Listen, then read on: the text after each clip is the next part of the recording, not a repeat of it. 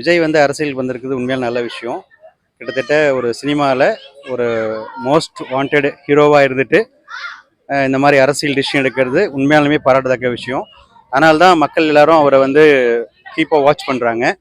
So நானுமே கூட அவர் என்ன பண்ணுவார், அரசியலில் எப்படி தாக்கு பிடிப்பாருன்றதை ரொம்ப அவளை எதிர்பார்க்குறேன்.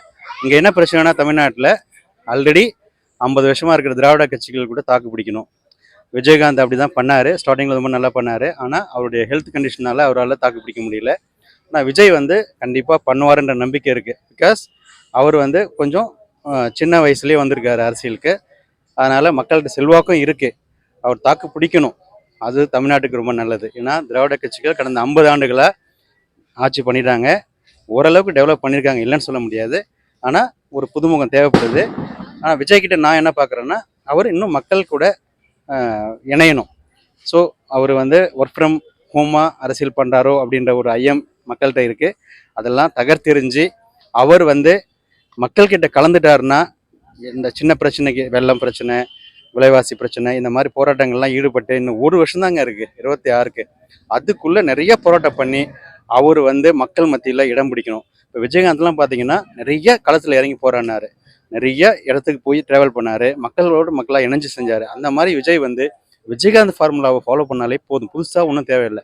விஜயகாந்த் ஃபார்முலாவை ஃபாலோ பண்ணி விஜய் வந்து மக்கள்கிட்ட கிராமங்களில் போய் பேசணும், நிறைய போராட்டங்கள் கலந்துக்கிட்டு மக்கள்கிட்ட நம்பி 1 இயர் தாங்க இருக்குது, அதுக்குள்ளே பண்ணார்னா கண்டிப்பாக 2026 ஒரு பெரிய அளவில் ஒரு மாற்றத்தை கொண்டு வர முடியுன்ற நம்புகிறேன். நன்றி. இப்போ வந்து நெக்ஸ்ட் சிஎம் வந்து உதயநிதி ஸ்டாலினுக்கும் விஜய்க்கும் ப்ளஸ் அண்ணாமலை அவங்களுக்கு ஒரு காம்படிஷன் போயிட்டு இருக்கு. இதுல யாரு நீங்க உங்களோட? கண்டிப்பா நெக்ஸ்ட் சிஎம் போஸ்ட்ல வந்து அண்ணாமலை, உதயநிதி, விஜய்ன்னு சொல்றீங்க. எனக்கு வந்து உதயநிதி மேலே பெரிய அளவு கான்ஃபிடென்ட் இல்லை. அவர் இன்னுமே வந்து அவருக்கு பின்னாலே வந்து வாரிசுன்ற ஒரு பிம்பம் இருக்குது. அதை கடந்து வரணும்னா ரொம்ப கஷ்டம். ஸோ விஜய்க்கு வாய்ப்பு இருக்கிறதா நான் நினைக்கிறேன்.